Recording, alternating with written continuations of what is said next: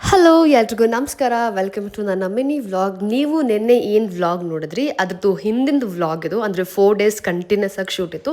ಅದನ್ನ mini vlog ಥರ ಮಾಡ್ಕೊಂಡಿದ್ದೀನಿ. ಸೊ 4 daysದು ಎಲ್ಲಾನು ಇದರಲ್ಲೇ ಇನ್ಕ್ಲೂಡ್ ಮಾಡಿಬಿಟ್ಟಿದ್ದೀನಿ. ಬೆಳಗ್ಗೆ ಬೇಗ ಎದ್ದು ಎಲ್ಲ ಕೆಲಸ ಮುಗಿಸಿ ನಾನು ಹೊರಟಿದ್ದಾಯ್ತು ಶೂಟಿಂಗಿಗೆ.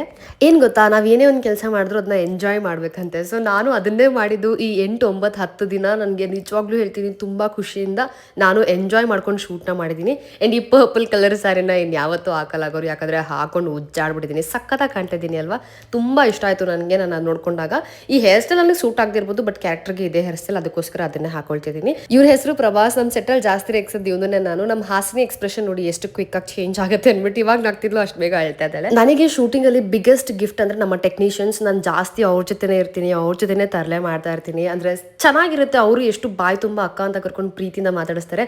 ಅಭಿ ಫಸ್ಟ್ ದೃಷ್ಟಿ ತೆಗ್ದ, ಆಮೇಲೆ ಪ್ರಭಾಸ್ ದೃಷ್ಟಿ ತೆಗ್ದ. ಲಿಟ್ರಲಿ ಜೋರಾಗಿ ಸೌಂಡ್ ಬಂತು, ಅದಕ್ಕೆ ಎತ್ತಿದ್ದು.